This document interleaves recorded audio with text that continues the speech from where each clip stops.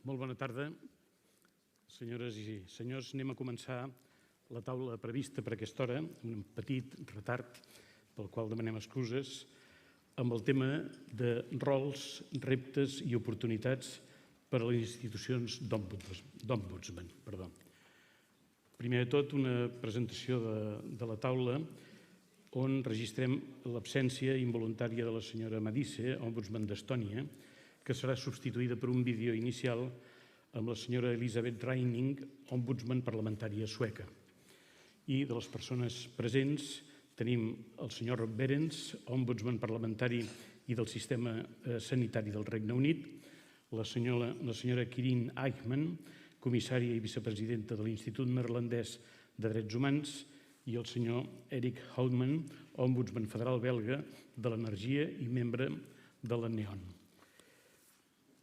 Agraeixo, en primer lloc, al Síndic de Greuges de Catalunya l'organització de la jornada i la invitació a la meva persona per participar en aquesta taula i la presència de tots vostès, que dona sentit, òbviament, a la reflexió col·lectiva que tots estem fent.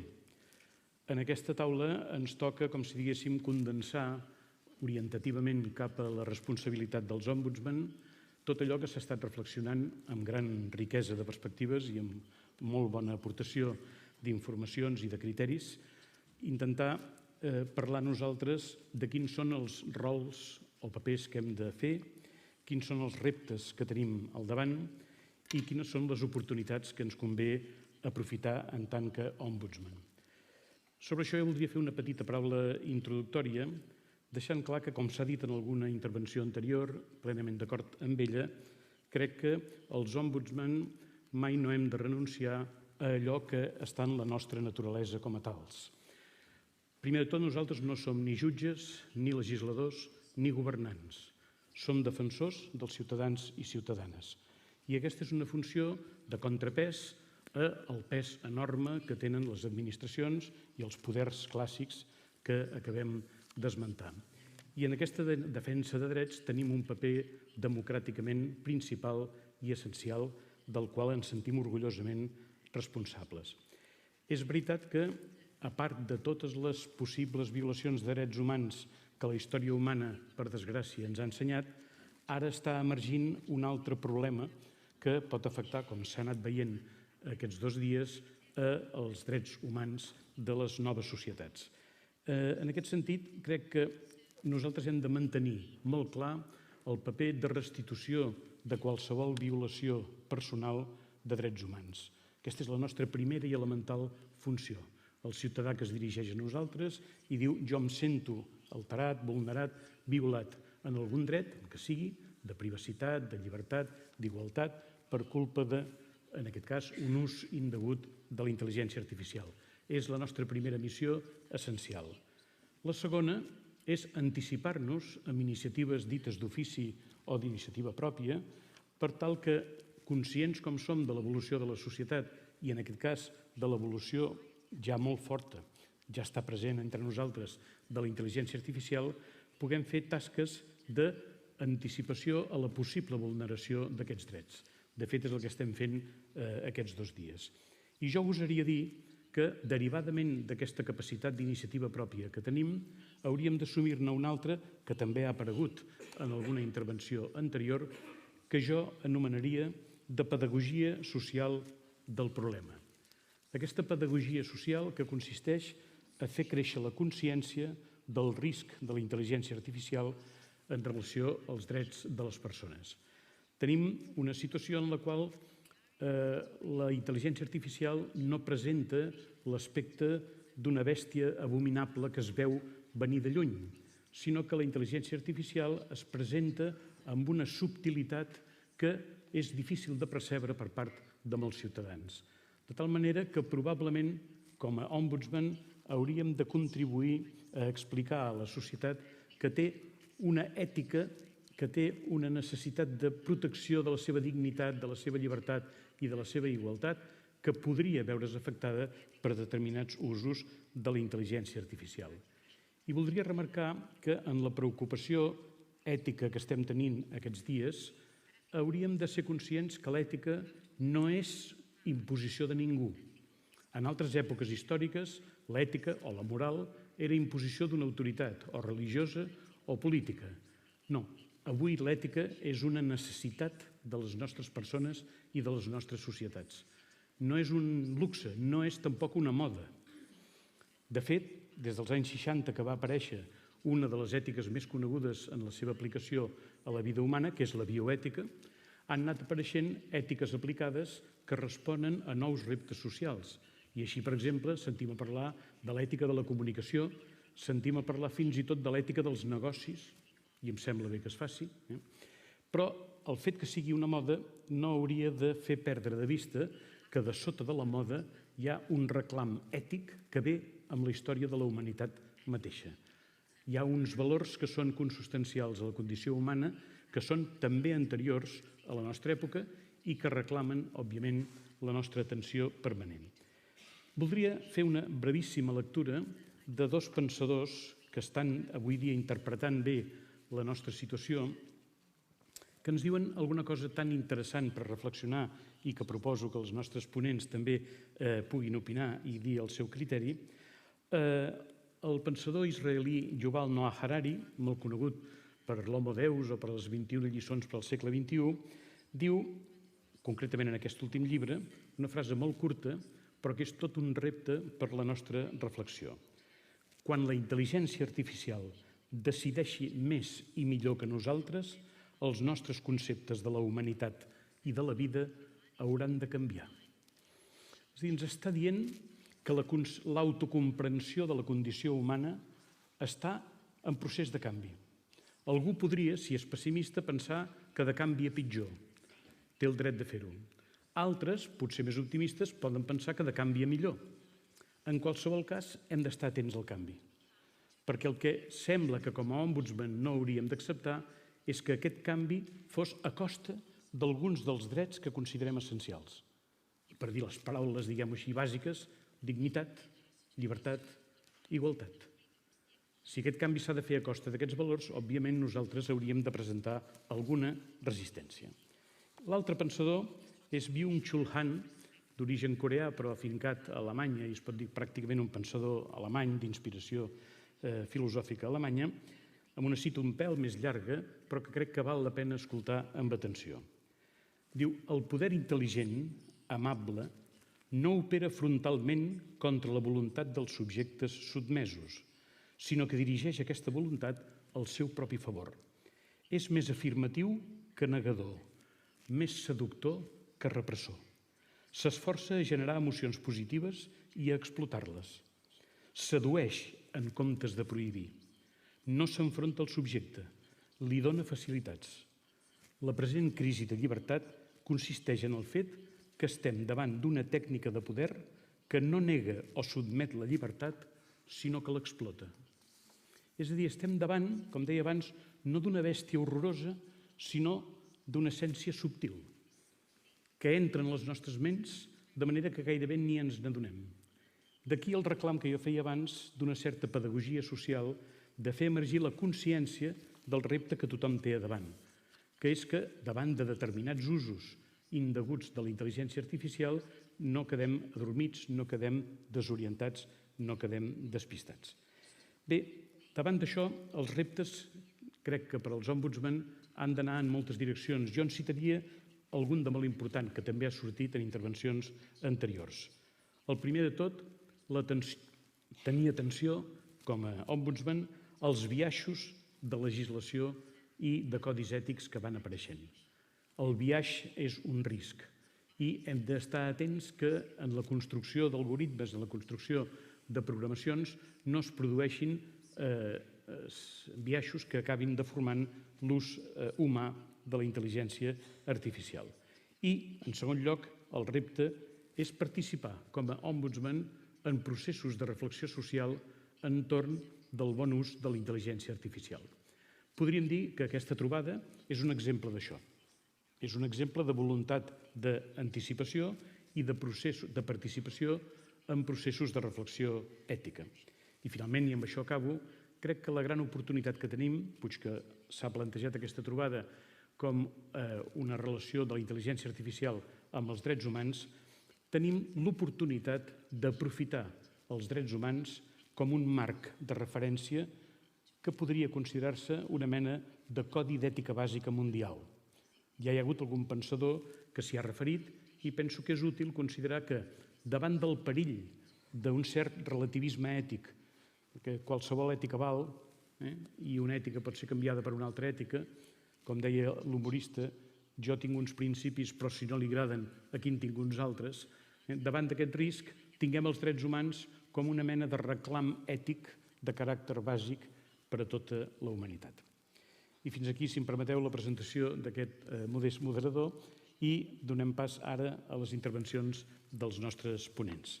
En primer lloc, el senyor Bob Behrens, ombudsman parlamentari del sistema sanitari del Regne Unit.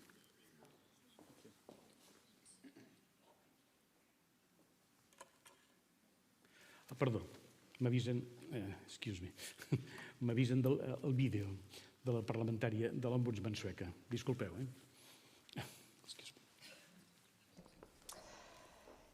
Ladies and gentlemen, dear colleagues, first allow me to express how truly sorry I am for not being able to join you in Barcelona today.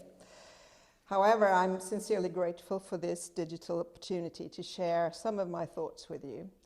Since I am obviously not with you in real life, I must apologize beforehand if I should repeat any points already made in the discussions earlier today. My name is Elisabeth Rynning. I'm the Chief Parliamentary Ombudsman of Sweden, and I have been asked to provide a few comments from the perspective of the Swedish Ombudsman. The Swedish government, as well as many Swedish citizens, takes great pride in being very innovation and technology friendly. Some automated decision-making in the public sector was introduced already in the 1990s in the fields of tax and social insurance. Today, we have a general provision in the Administrative Procedure Act which allows automated decisions but does not specify any additional safeguards. It has been questioned whether this really satisfies the requirements of the data protection regulation. As you will already have discussed, the use of artificial intelligence could indeed have many positive effects, such as cost efficiency and accessibility of public services, consistency and quality assurance of decisions, etc., etc. 2 years ago, our government set the aim that Sweden should be world leading in making use of the possibilities offered by artificial intelligence and introduced the Swedish Agency for Digital Government. Since September 2018, this agency has the task to coordinate and support the digitalization of the public administration. The agency is now mapping and analyzing present applications of artificial intelligence and investigating future possibilities. Important aspects to observe obviously include both ethical and legality issues, various safeguards, issues related to transparency, responsibility, and accountability. Many Swedish supervisory agencies and other bodies are also looking into different aspects of the use of artificial intelligence. Even the National Audit Office is investigating the efficiency of state agencies' use of automated decision-making without infringements of the rule of law. And the Data Protection Agency is considering various personal data implications. The National Board on Health and Welfare is studying the use of artificial intelligence in healthcare, just to mention a few. It is thus fair to say that Swedish public administration is on the move, albeit still quite cautiously when it comes to artificial intelligence. But what do the Swedish citizens think? A study from 2018 shows that 80% of the respondents were in fact at that time unaware that some decisions in the public sector are made by automated processing. Majority of the respondents believed such decisions to be, on the one hand, less biased, yet on the other hand, less adapted to individual circumstances, less transparent, and no more accurate than decisions made by humans. I would assume that recent developments in this area and the increased public awareness of artificial intelligence in general might have affected public opinion, since 2 years is quite a long time when it comes to artificial intelligence. I will now turn into a description of a few examples of problems or challenges, if you will, that the development of artificial intelligence in public administration in Sweden has given rise to. With regard to the protection of personal data, the Data Protection Agency brought a case to the Supreme Administrative Court already 15 years ago concerning the use of biometric identification in a school. The court found that requesting a fingerprint scan in order for pupils to access a plate in the school canteen was not lawful without consent to the data processing involved. Today, the agency has a pending case on the issue of attendance checks by way of facial recognition scans, which the agency considers to be unlawful regardless of any consent, since attendance could easily be checked by other, less intrusive methods. We have yet to see how this case ends. When it comes to accuracy or quality of automated decisions, we have seen examples of smaller as well as larger problems. It would thus seem that the automated road toll system identifying license plates cannot always distinguish Latvian number plates from Swedish, which may result in wrongful toll charges that still have to be paid while being contested. Another example was provided by the Public Employment Agency in 2018, when it became clear that quite a large number, we are talking about thousands, of individuals had had their unemployment benefits wrongfully forfeited due to a faulty algorithm. The persons concerned were eventually reimbursed, but had of course suffered an injustice that ought to have been prevented. My last example is a case handled by one of my colleagues at the Swedish Ombudsman institution, which has to do with automated decisions on social welfare benefits in a Swedish municipality. The complaint does not concern the automated decision-making as such, but the lack of transparency concerning the algorithm that is used, which is of course a question of the utmost importance. The local government arguably has not been willing to disclose the algorithm, which has been developed by a private company. My colleague has yet not reached a decision on the matter. This last example leads me quite naturally to some closing remarks on the role of the Swedish Parliamentary Ombudsman, both in general and in particular with regard to artificial intelligence.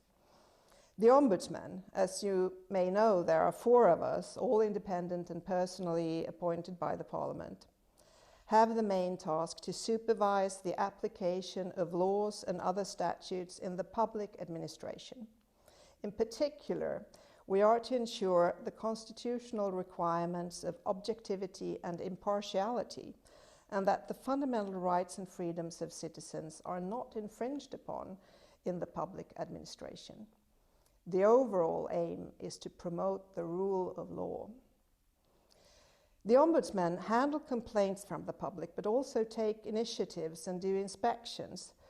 During our investigations, we have far-reaching powers laid down in the Constitution, but when it comes to our decisions, they are formally advisory, and we cannot change a decision of a court or a public agency.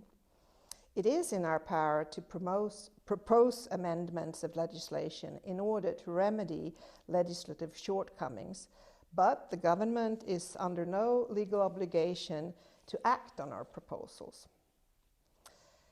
When it comes to the use of artificial intelligence, the Ombudsman can supervise the public sector and provide guidance on good governance, transparency, access to justice, and in general promote the rule of law.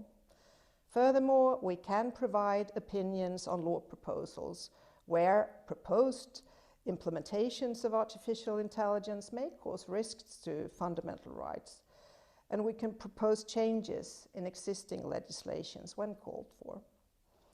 Artificial intelligence is, as we are all aware of, not a phenomenon that can be separated from, for example, fundamental rights. When used as a tool by the public administration, artificial intelligence forms an intrinsic part of the use of public powers and must be revised as such. Our challenges involve, as always, prioritizing the use of resources, but in this case also finding the right competence for supervising technically complex digital tools. With the constantly increasing privatization of public services, it is also a challenge to handle the public-private divide in our supervision. We do indeed have challenges to face in our investigative role. At the same time, our internal activities also need to be up to date. Even very old institutions must adapt to changes in society, albeit still upholding important core principles. Hence, we must also try to become more efficient by using digital solutions and artificial intelligence tools within our own offices, maybe by getting a robot to sort the incoming complaints like our Norwegian colleagues have. Furthermore, we need to ensure that the skills of our staff fit the new needs. In order to better meet the challenges and possibilities of a more digital future, I have suggested to the Swedish Parliament that the Ombudsman might need a slightly adjusted mandate. Me and my colleagues are thus very pleased when the Parliament recently decided to have the regulatory framework of the Swedish Ombudsman institution revised in this aspect as well as a number of others. I feel certain that we could and will become better equipped to continue to promote the rule of law in our modern society with artificial intelligence as part of it. On that note, I end, and thank you for listening. I send my very best wishes for a fruitful discussion, and I sincerely hope to see you in person next time.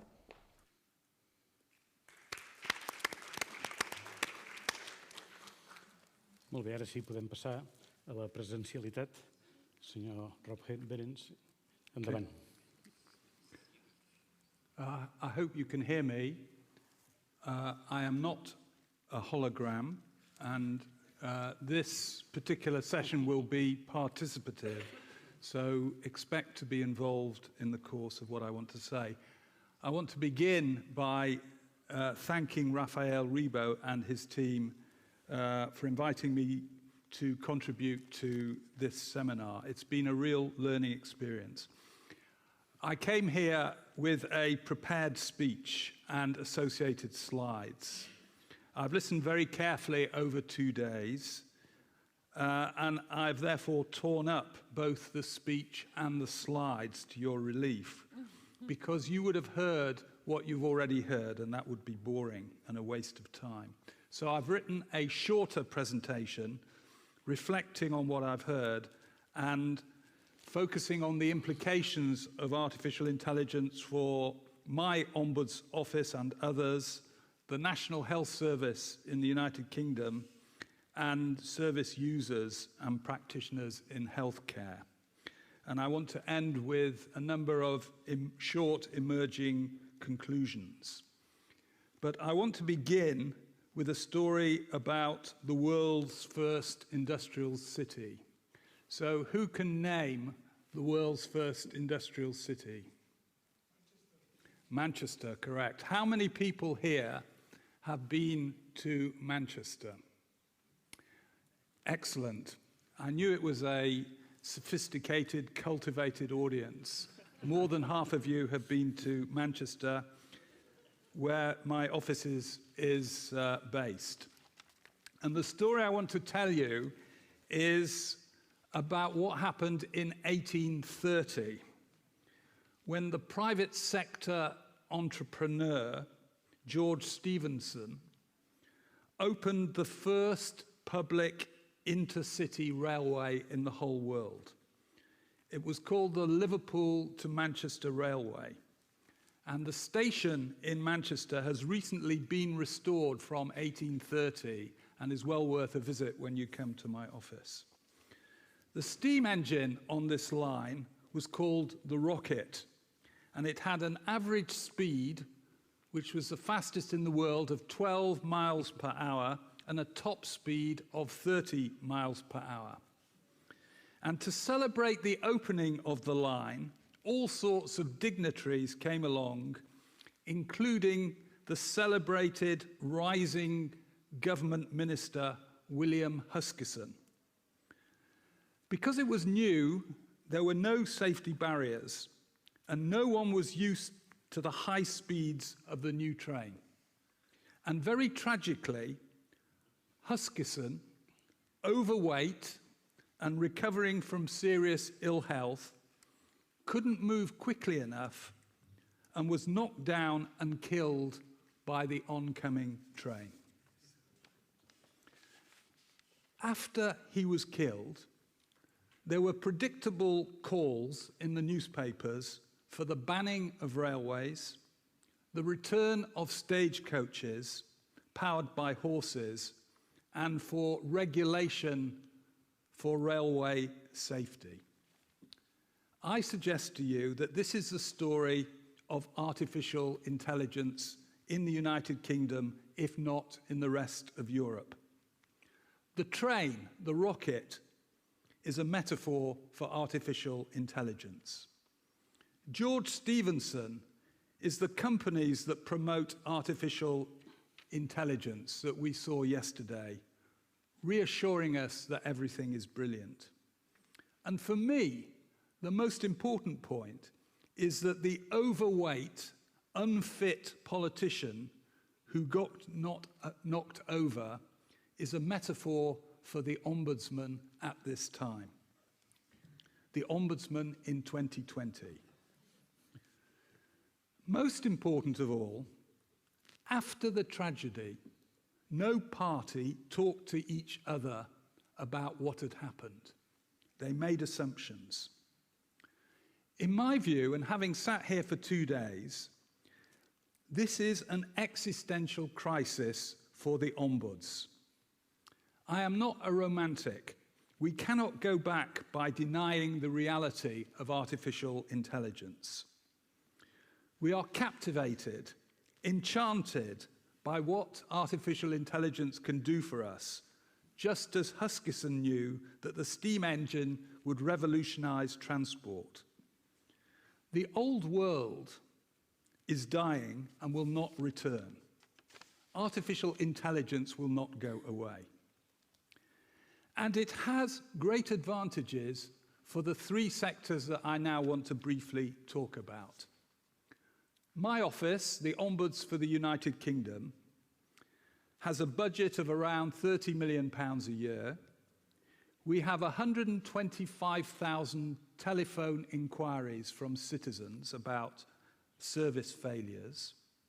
We get 30,000 complaints a year. And on the telephone, we refer back 70,000 complaints because they are not in a condition for us to look at because of the legislation, which requires that they must be handled first by the frontline body. 80% of what we get is to do with our National Health Service and avoidable deaths and serious failures in the health service. The mandate also allows for us to look at the clinical judgment of doctors in the health service. And so we commission independent advice from doctors and nurses. So artificial intelligence has huge potential to help us as the Ombudsman in the United Kingdom in terms of process, in terms of conversation, in terms of coming to judgments about clinical decisions and whether they are appropriate. But the truth is that we in the United Kingdom are not yet comfortable with using it. In terms of the evolution of the Ombudsman Office, we have concentrated in the last 3 years on winning the benefits of not only updating our IT, but also on face-to-face conversations with complainants after years of paper-based investigations in which people have said to us that you're not properly listening because you're not having a face-to-face conversation. So one big problem for all ombudsmen is that their service users will not necessarily benefit from the introduction of artificial intelligence. Particularly, and we've heard it already, more vulnerable people, people with mental health challenges, old people, for example, are the least likely to use our service because we already request them to use computers when they make a complaint to us. And the challenge for all of us is to devise an ombud scheme which embraces those who are not comfortable with computers and information technology. And if we could do this with the amount of time and resource we could save and involve people, this might be revolutionary for our service and our efficiency. And we've thought about some real potential examples.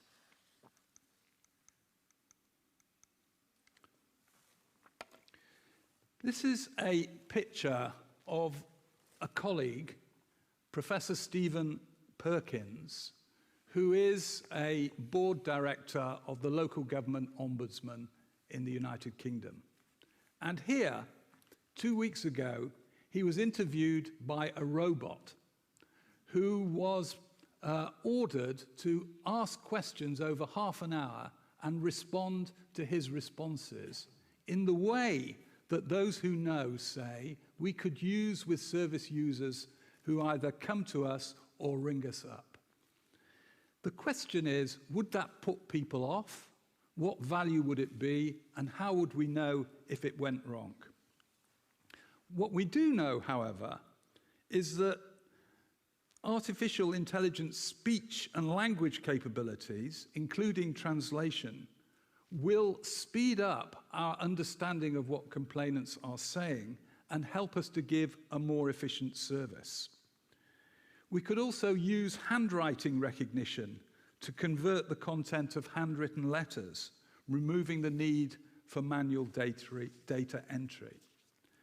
And there are lots of possibilities in artificial intelligence which we should not dismiss merely because they are strange and they are new. I turn secondly to the benefits to our health system. And we've heard some bold statements from the private sector about that. But some of that is true. And the point to make is that the status quo, what we have at the moment, is not ideal and needs dramatically reforming. We should not be romantic about it. Data management and mismanagement in the British National Health Service is notoriously uncertain. Ideal all the time with documents which are lost before an investigation is carried out when people have died. Documents which disappear. Documents which are falsified by clinicians after death of a patient to cover up service failure and avoidable death. Now, what that is saying is that the present is not ideal, and we should not be frightened of investing in artificial intelligence if it's going to deal with that situation. Britain is spending, on average, about £1.8 billion on investment in artificial intelligence. But we are not in the vanguard of European countries in finding a solution to this. We know from freedom of information research, which was done in the last couple of years, that perhaps only half of trusts, that's hospitals in the United Kingdom, have actually invested in artificial intelligence so far. And they have been very reluctant to join the government in thinking that this is going to be the way forward. But the government is right in understanding that more than 1 million patients every 36 hours have transactions with the health service.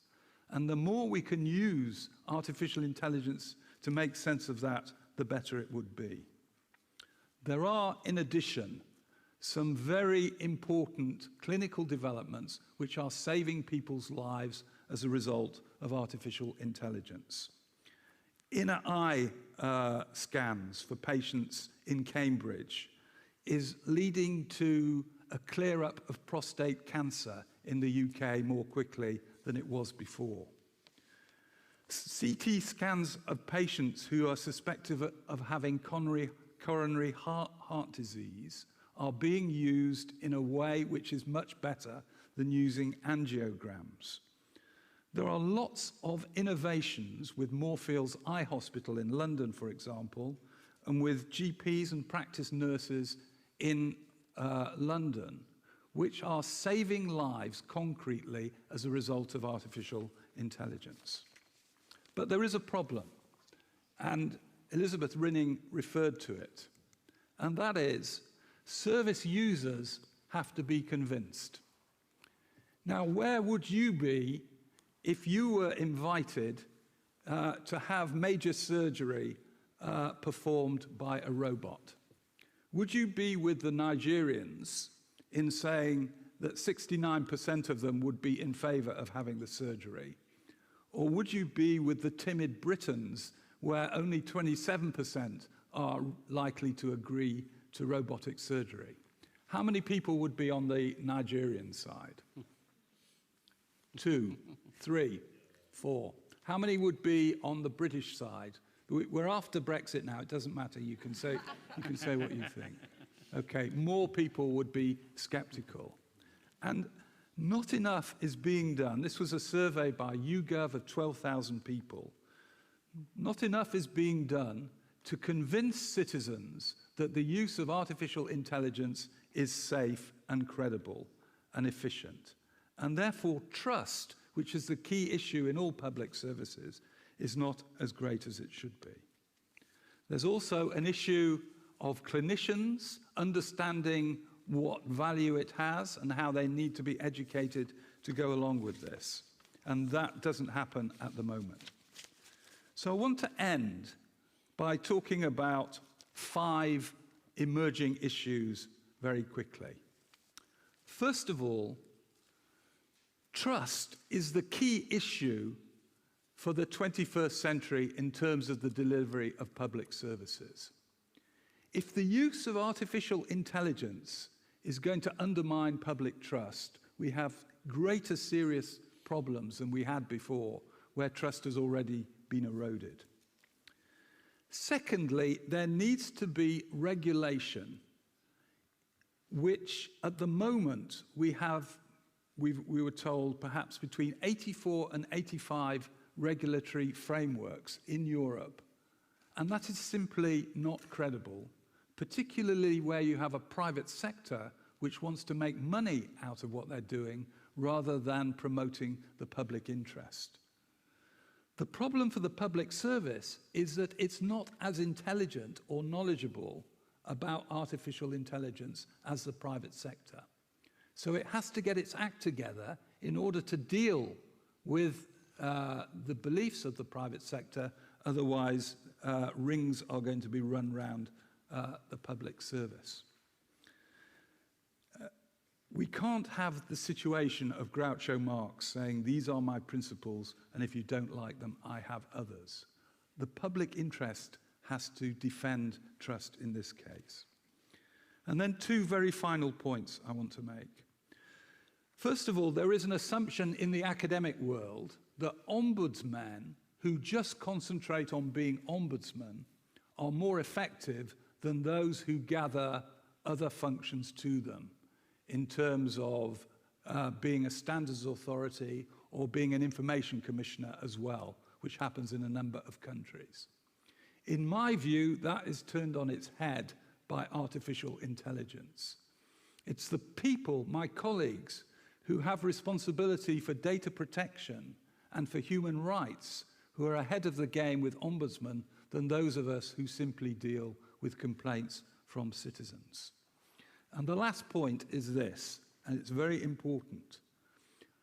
The whole issue of artificial intelligence underlines the importance of ombuds being professional in what they do. As Peter Bono and Raphael Rebo have pointed out, with honourable exceptions, ombudsmen are not prepared or skilled enough for engagement with artificial intelligence at the moment. If we don't address this, we will end up like William Huskisson, dead on the railway line. Thank you very much.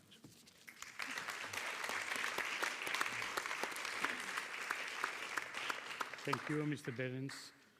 Señora Quirine Eijkman. Thank you very much. Thank you for the invitations to be here.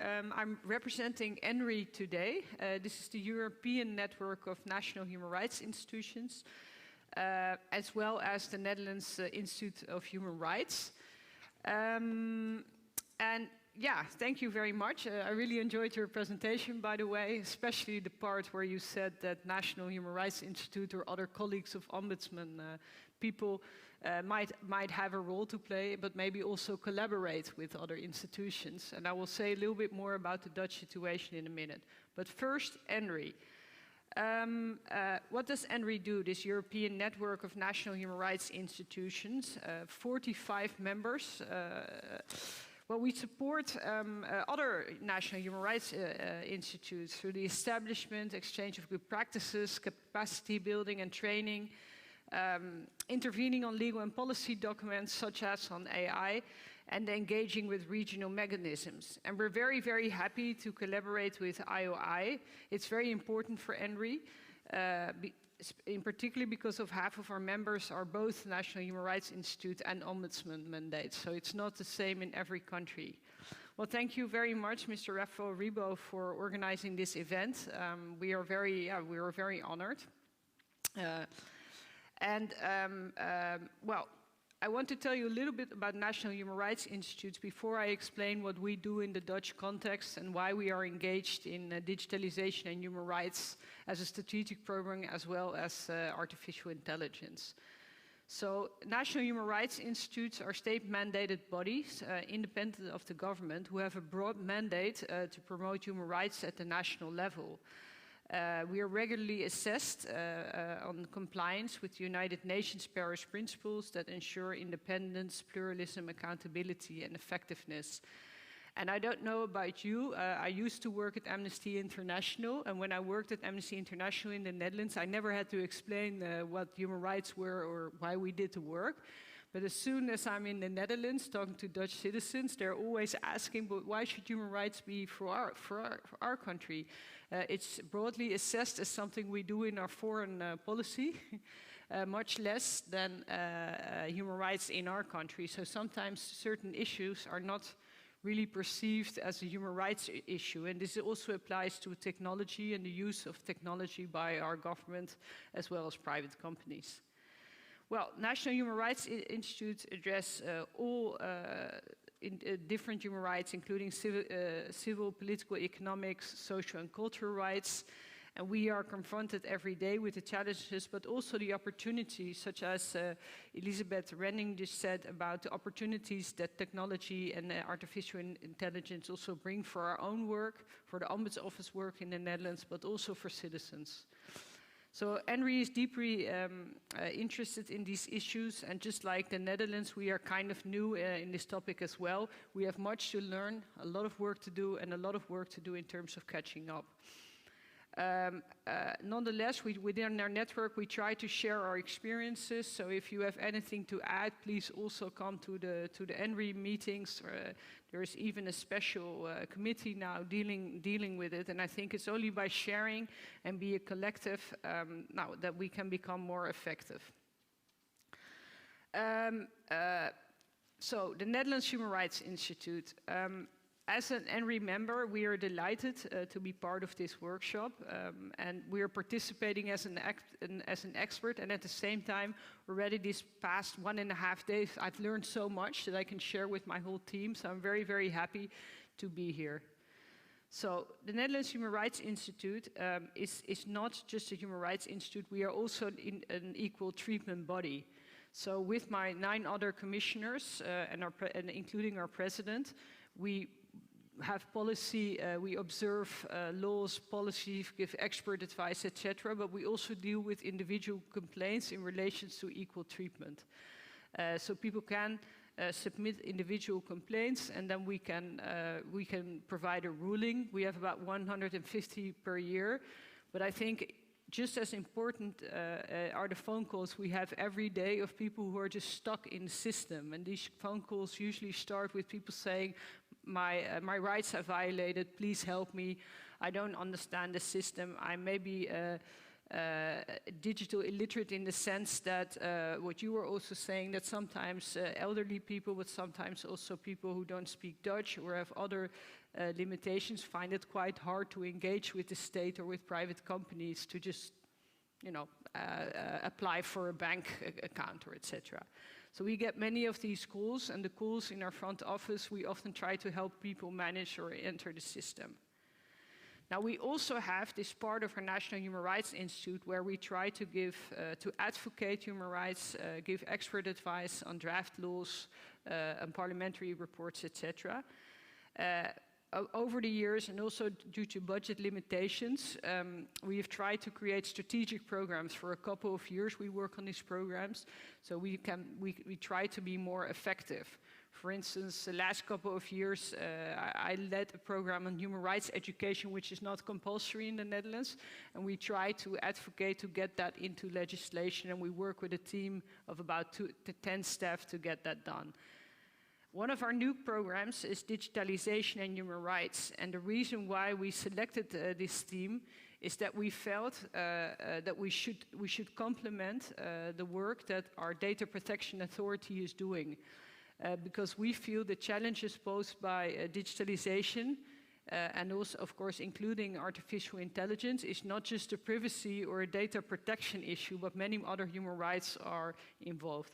Now, in this conference here, that is very evident because we already discussed equal treatment, discrimination, access to justice, etc.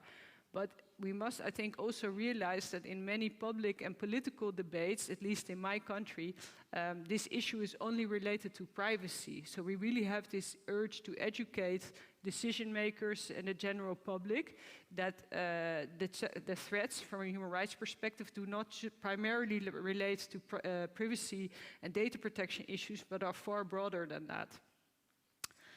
A second reason why we've selected this program is that increasingly we are getting reports that equal treatment in the labor market is a very big issue, also in our educational, especially our vocational training issue.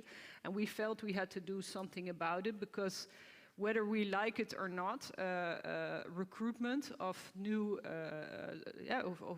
colleagues or recruitment of people who want to work is increasingly going to be done by computers or by AI or algorithm systems that are related, are semi-automatic or automatic. And one of the things we want to engage in and talk to employers is whether these mechanisms are neutral and whether everybody can be increased, because there's a huge risk of bias. Now,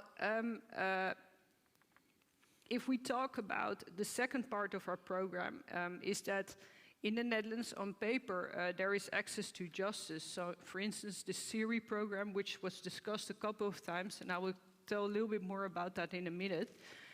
There is this belief, which is not true, that people can't resist a decision that was made or related to that system. This is not the case, but the problem is that people are often not aware how a decision is made that affects them. So when the people who were who were flagged by this automatic system on social fraud, it's not as if they received a letter from the ministry or from the municipality saying, we flagged you for this and this and this reason, and that's why we are investigating the fraud. They didn't get that kind of information. So one of the things we want to achieve with our program is to make access to justice in practice more transparent, that people become more aware what is the basis of the decision to investigate them.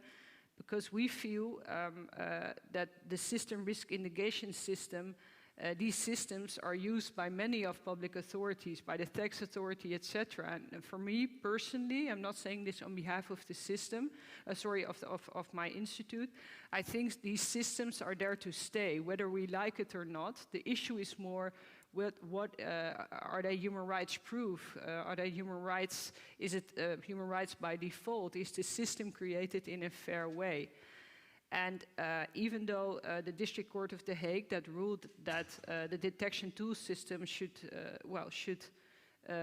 comply with other standards, I don't think we should fool ourselves. It's very likely that the Dutch lawmakers will amend the law and this system will be used in the future.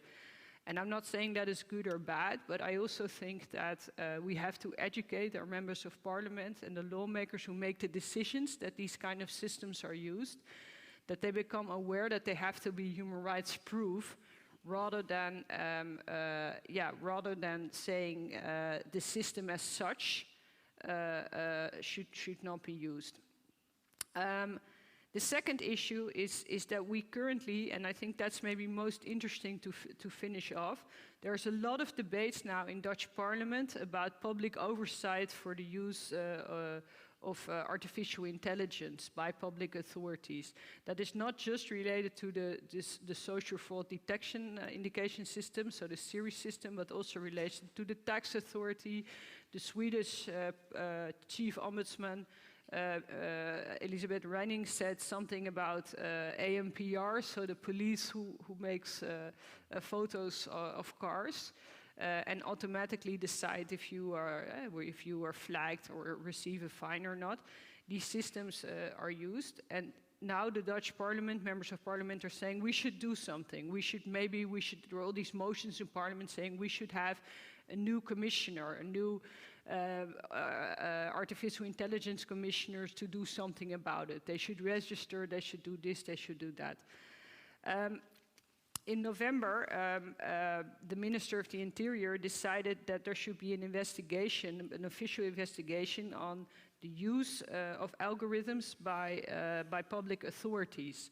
And the whole debate about how oversight in that context should be regulated or is already regulated. And I think I really enjoyed the research that was conducted by Valerie Frisse and Marlies van Eck. Marlies van Eck is a very interesting researcher in the Netherlands who's done a lot of studies. She just finished her PhD on automated decision-making by the tax authority.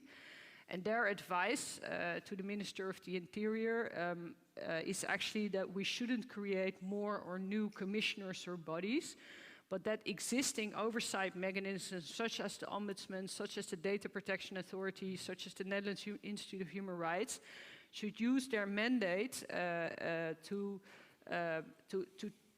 investigate these kind of issues, but also should hold public authorities to account, to explain more clearly and to hold them accountable for the fact that if you use these kind of systems for public use, that they are transparent, that they are human rights proof, etc. And that is, the use of algorithms is part of your duty of care, just as it is with other systems that you use. I also think, I'm not sure whether the minister or the cabinet will follow this advice of this report, but I do think the role of the Ombudsman, as well as the role of the Netherlands Human Rights Institute, as well as the National Audit Commissions, etc., should become much more focused on the use and oversight in relation to the use of artificial intelligence.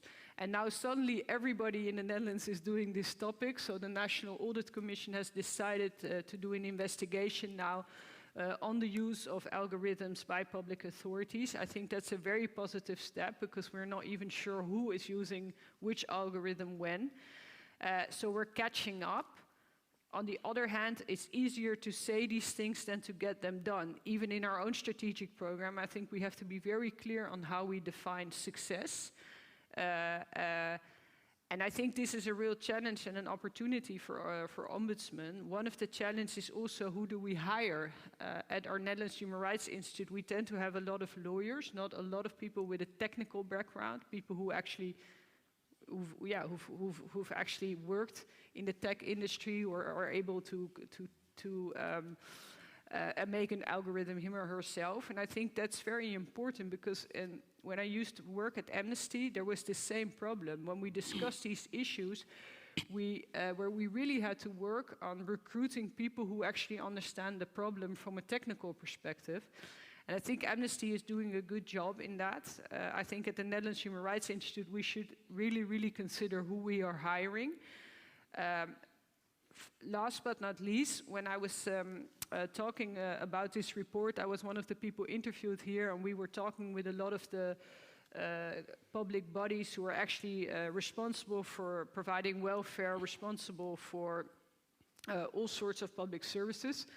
More kind of the executive parts of our government.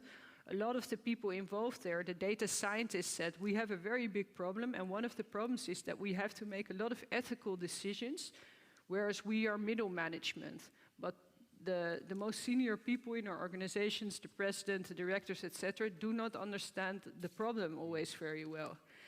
And I think that's also something we have to take very seriously, to educate the people, the decision makers, to really understand and take responsibility about the decisions they make based on artificial intelligence. And I really, when I was in that expert meeting, I really became aware that the data scientists are very uncomfortable in making these decisions for them. And I think we really have to become more aware of that, because if as a government agency you use artificial intelligence, you have to take responsibility for what you're doing. And I think the ruling of the District Court of The Hague has made the Ministry of Social Affairs more aware of that. Last but not least, we should do a lot more to educate our lawmakers when these laws are passed through the government, because when Siri was passed through our parliament a couple of years ago, there wasn't even a vote by hand. It was just a hammer piece and nobody asked questions. And I think that's where the real problem is, because I like strategic litigation, but it's not really an alternative for good political decision making, as well as laws that are being passed through Parliament in relation to artificial intelligence. So these are a lot of challenges, not necessarily just for the Ombudsman Office, but I completely agree with what you were saying, Rob, that it's I don't think the Ombudsman or the National Human Rights Institute can do these things alone. We really have to cooperate and have a joint strategic perspective in how we should ensure accountability both in the private and in the public sector. So thank you very much. Thank you. Gracias, señora Eijkman. Señor Eijkman.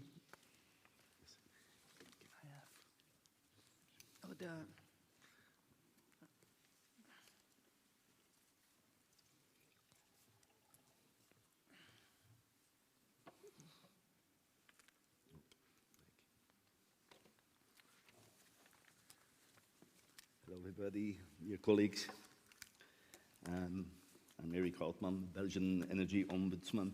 I'm also a member of NEON, and NEON is the National Energy Ombudsman Network, and it currently consists of the Energy Ombudsman services from Belgium, UK, Catalonia, Ireland, Italy, Poland, and Georgia. And Belgium, UK, and Catalonia, the Síndic, were the founding members of NEON. I'm a sectoral ombudsman, and with a legal mission to deal with complaints and disputes between end users, citizens, and private energy companies.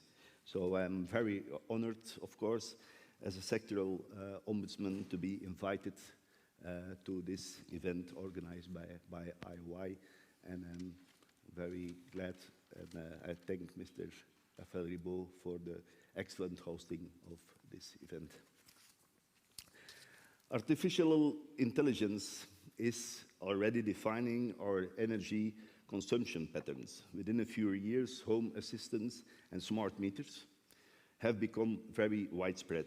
We are surrounded by many web-connected devices, starting with our smartphones. And in a few years, intelligent self-learning machines and software will be able to use the incredible quantity of data generated by the Internet of Things to make decisions and perform actions without human supervision. Maybe tomorrow, our self-driving electric cars will decide for itself when to charge its battery and after having talked to our smart house. So I'll give you now, an overview of the green and digital ambition of Europe in the energy sector. Because digitalization is one of the cornerstones of the new European energy policies. It allows the decentralized sources of energy, such as the energy produced by individual solar panels, to be integrated into the grid. And it will be an excellent driver of decarbonization and energy efficiency. For instance, AI and big data can detect energy needs more accurately, resulting in more energy efficiency infrastructure and adapted consumption. In some countries, people already have access to dynamic prices, matching the general flows and wholesale prices. And aggregators will also act as intermediaries for consumers by combining demand and flexibility data, selling this to in the wholesale market and sharing the benefits with end users. Are there challenges for consumers? Of course. Consumers will be confronted with more data. Or these data will be safely managed and stored. Actually, it's very easy. Every data before the meter reading is managed by the DSO, the distribution system operator. And every data after the meter will be part of the private sector, will be the responsibility of the private sector. There will be more actors who will be responsible for what? The consumer needs to be active, needs to be activated. He will be a prosumer. He will have an agreement or contractual terms with the supplier, but also with other service providers. It exists already now that suppliers offer products like wood, like pellets. They offer also other services like the maintain and the repair of the heating installation or the solar panels. It's already the case. The main question, of course, should AI take all the decision? But what about the vulnerable people without the financial, technical, and digital capacities to become an active consumer or prosumer? And then another question is, of course, what about discrimination coming from data cross-referencing? This is happening already today in the energy sector. It's called a mystery switch. Your energy contract can be taken over by a new supplier, and this supplier is the supplier of your neighbor, because he was using the identity code of your meter instead of the meter of your neighbor, and you will have a contract with the new supplier, with a new supplier, and this is called a mystery switch. You're kidnapped by using data of the mismatch of data. And all these questions are the reasons why, so the energy sector is one of the main targets of the white paper of the European Commission that was published 14 days ago, I think.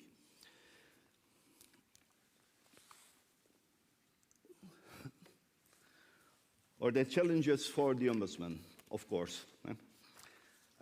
We have to deal with new relationships. And I mentioned NEON because the work of NEON was very, very good at the European level, because there is, last year, a new electricity, the fourth electricity directive is published. And in Article 26, there is a provision that also mentioned ombudsman. And why is this important? Because there was a discussion between at the DG Justice and DG Energy. DG Justice was saying, oh, the ADR directive of 2013 is existing already, so we can only make a reference to this ADR directive. But there was a problem, and DG Energy understands this problem, because they were aware that with all these new products, all these new services, the algorithm used by operators, aggregators, there will be not only a contractual relationship between a consumer and a supplier, but there will also be other relationships. Other relationships between business to business, between non-profit organizations, for instance, schools with solar panels on their roofs. They can have an issue with a supplier, or with an aggregator, or with an individual consumer. So this was important that also ombudsmen were mentioned in this in the provision of that directive, because it is important that we not only deal issues, problems, complaints between an energy company and an end user, but also B2B relationships, C2C, even peer-to-peer platforms, and also services that are indirectly linked with the supply of electricity and natural gas. And that's also the reason why at the end of 2019, last year, I wrote a memorandum, a political advice to the federal government that is not really there. Everybody knows we have some problems in Belgium to have a federal government with full powers, but I wrote already for the next federal government a political advice that extends makes it possible to extend the legal mission of the Ombudsman in order to attack also these new relationships, new services, and new products. What is also important and challenging for the Ombudsman is that social and ecological or environmental public service obligations must also be strengthened.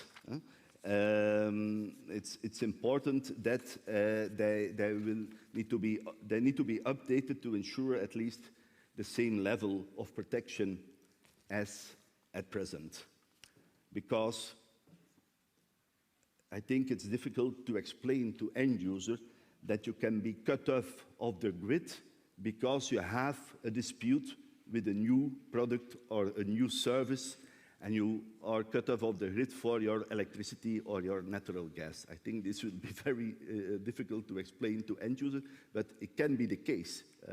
Apparently, in Germany, they have still already had these cases. Another example is that now in Flanders they started with the rollout of the smart meters, and it's clear that now supplier wants to use the smart meters as prepayment meters. When people cannot pay their bill or they are discussing their bill, they can be cut off of the grid simply because the supplier can ask it to the DSO. Do we want this, or do we want to have the same protection as now? So we need to adapt our legislation and also our regulation. Also important that without clear boundaries, artificial intelligence can exploit consumers' vulnerabilities and can lead to harmful target advertising and unfair commercial practices. We have already a lot of problems with selling practices of energy, of some, not all, but some energy companies. So I think we need to avoid that people will be forced to switch because the computer was saying that they needed to switch, because there are already service providers who give the possibility to people to offer the service that they will look 2-3 times a year for the best price, not the cheapest price, but the best price in function of the consumption behavior of the clients. But you need to you need to give a go, of course. You need to give an opt-in before such a service provider can switch you from from your old supplier to your new supplier. But it's already a service that exists and that is even developed by the consumer organization, a private consumer organization in Belgium. So beware of that. And of course, about access to ADR, justice and regulation, especially regulation must become more agile and dynamic in the energy sector. We're talking about dynamic regulation because we need to tackle all these challenges about new services, new products, new actors, aggregators, and new and other service providers. I think there should always be a human oversight also. And then, as Ombudsman, we should be able to monitor and verify the artificial intelligence as to correct the shortcomings and demand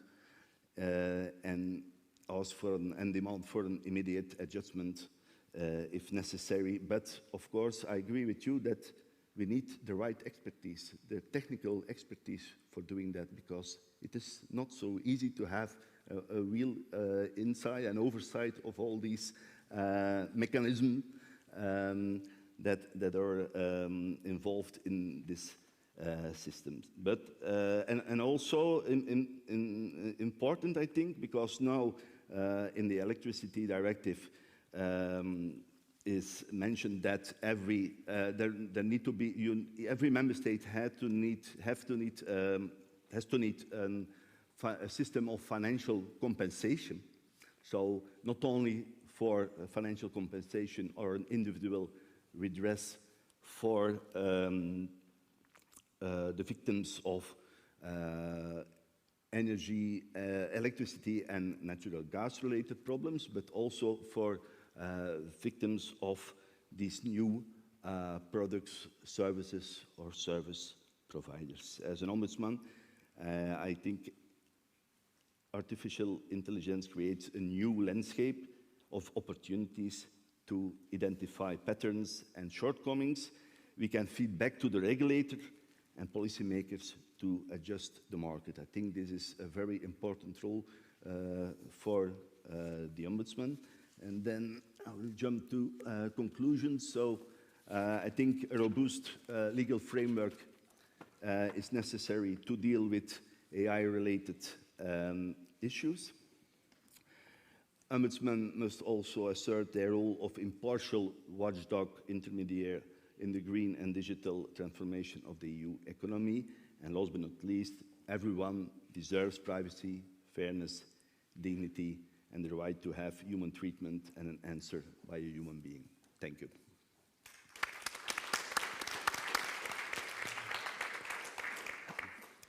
Thank you very much, Mr. Houtman.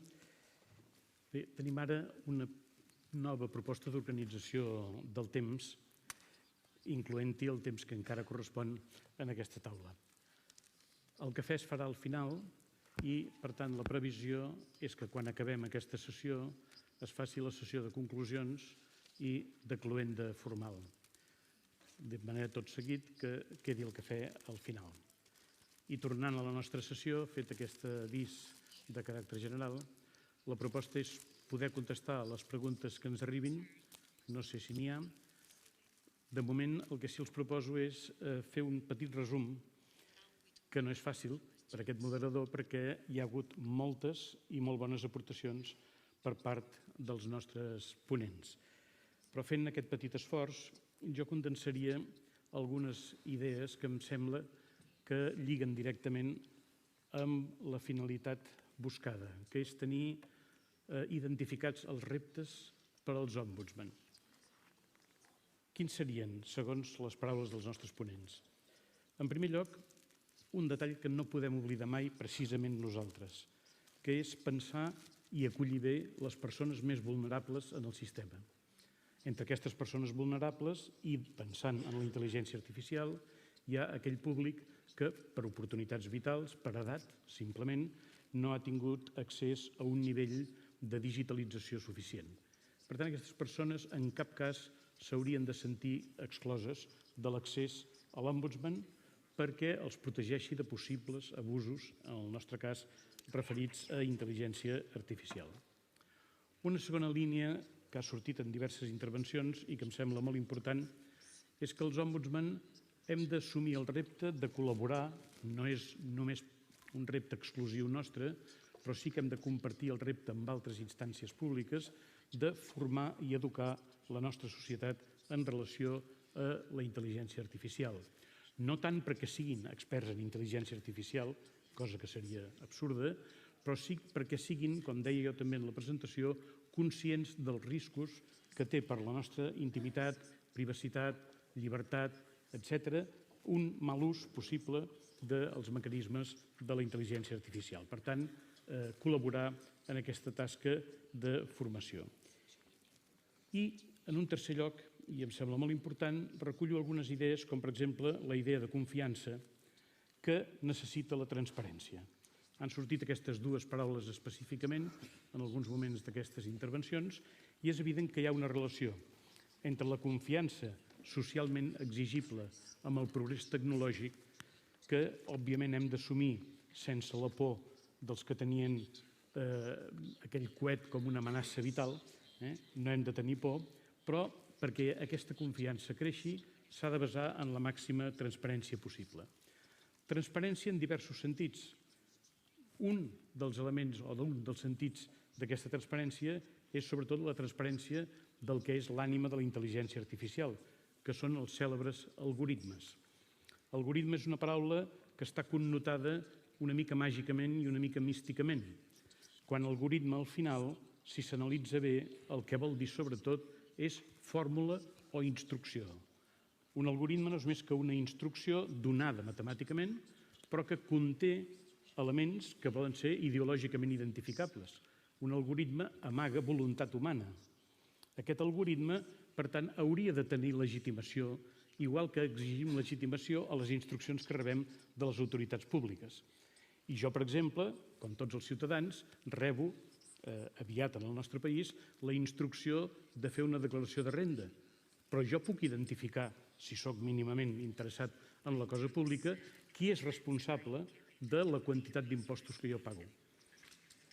Refugiar una instrucció en l'anonimat de l'algoritme, en la falta de transparència, és deslegitimar el valor d'aquell algoritme. Hi hauria d'haver, per tant, una exigència d'alta transparència de tots aquells algoritmes que afecten els serveis humans, els serveis socials, per exemple, els serveis de salut. No crec que hàgim d'arribar a parlar d'una intel·ligència artificial d'autor. Ja sabeu que ara hi ha una certa moda a fer, per exemple, gastronomia d'autor. És una manera de posar en relleu la responsabilitat de qui construeix un determinat producte. Doncs bé, a la intel·ligència artificial li hauríem d'anar demanant cada vegada més l'autoria i la responsabilitat. Tots volem que la intel·ligència artificial ens ajudi a fer millors sistemes de salut, millors sistemes de serveis socials, millors sistemes de circulació, en general, millor vida. Però ens agradaria participar i conèixer en la responsabilitat d'aquest producte que tots valorem d'una manera principal i molt significada. Bé, per mi aquesta seria una forma de resumir l'esperit d'aquesta darrera taula i, com que veig que no m'ha arribat cap pregunta del públic, no sé si algun dels ponents vol ampliar. Sí, el senyor Ribó, sisplau.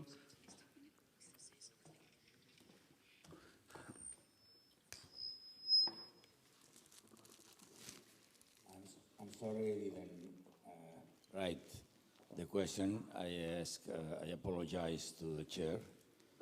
But I know that we are talking about a whole system of private companies, either those that run the different devices of artificial intelligence, even those suppliers that Eric was talking about. I also know that most of us have not so clear competence to control private companies. Some of us, even for example in the case of Catalonia, there is an article saying that we could go to control private companies that offer general interest services like electricity, telephone, etc., water, and I think we could put part of this, of the artificial intelligence, in this bag. My question is, do you all three think we have the legal tools to act in all those paths that we are being designing, especially since this morning? For example, should we apply the so-called Venice principles, that for the first time they say that we could go towards private companies following the meaning of the ombudsman role? Or can we apply the ADR according to the European directives that I know should be transferred to each state? No? Are there real tools to act, or we can stop in what everybody is saying, the magic word, trust, T-R-U-S-T, and as Professor Ulysses was questioning us from the very beginning of this workshop, do you trust? And I am not so sure that the answer is yes. No? Can we use those or other tools? Thank you, and sorry again, Chair. Well, thank you for your question. I think you should consider as ombudsman what your role is, and you can take the perspective from the individual complaint. At the same time, I think artificial intelligence challenges oversight bodies, including the Ombudsman Office, to consider two things. First of all, it's not also your role to talk about broader things, to at least challenge public authority who buy this artificial intelligence, and to make sure that in regulations, when they use private products or technology designed by the private sector, that it meets particular conditions, human rights, that it's, for instance, human rights by default, or that they make transparent how the algorithms are programmed. So that's one thing. The second thing is you have to start somewhere. I mean, the Siri case in the Netherlands was considered a joke by many people in government, and now they are successful in court. So you have to start somewhere, And that's why I think this expert meeting or this seminar is very good, because we have to learn from each other's experiences. But maybe the Ombudsman's office should should also engage in public debate. The Dutch Ombudsman, for instance, and I think it's a very good advice to the government, has said it's fine that some decisions or requests for tax, etc., is done online, but the government should always have, for people who are digital illiterate, should always have a phone number and a human to speak to. So I think the broader issue can also be addressed by the public ombudsman and maybe also the Catalan ombudsman. I'm not an expert on the ADR in this context, but I really, really urge you all to take a much broader role and public role in this debate, because there are very, very few people who defend is not a good word, but who take responsibility for the people in this debate. So maybe it's more of an advocacy perspective, but that's one step. Yeah.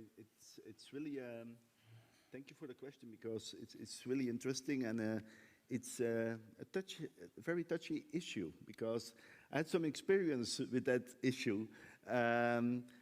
In Belgium, you know, as member of Neerlandès, we were lobbying at the European level with the Commission, DG Justice, DG Energy, but also with the MIPs and also with the national authorities to have the wording, the branding, ombudsman in the provisions of the electricity directive. And I think this is a very touchy thing, because when I asked the same at the Belgian level, the Minister of Consumer Affairs refused me to deal with these new products and new services offered by new service providers. And he made an agreement with the sector, with the suppliers, that I cannot do that. And I was saying, but what do I need to do then when I receive a complaint against a supplier who is offering also another service?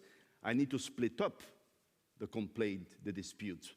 One part related to electricity and natural gas I can handle, and the other part related to another service, like the maintenance of a heating installation, needs to be handled by another ADR entity. I refuse this, of course.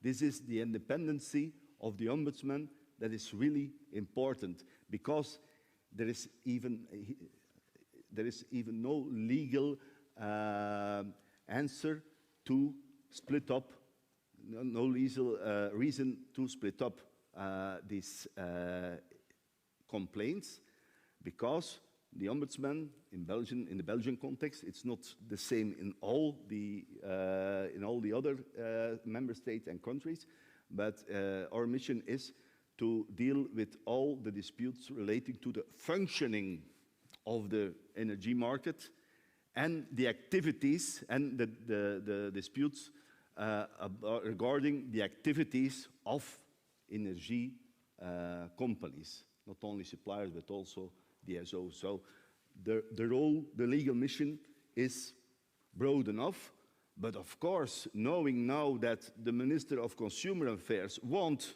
to limit this mission, I wrote this memorandum and asking for legal implementation of the EU electricity directive, of course.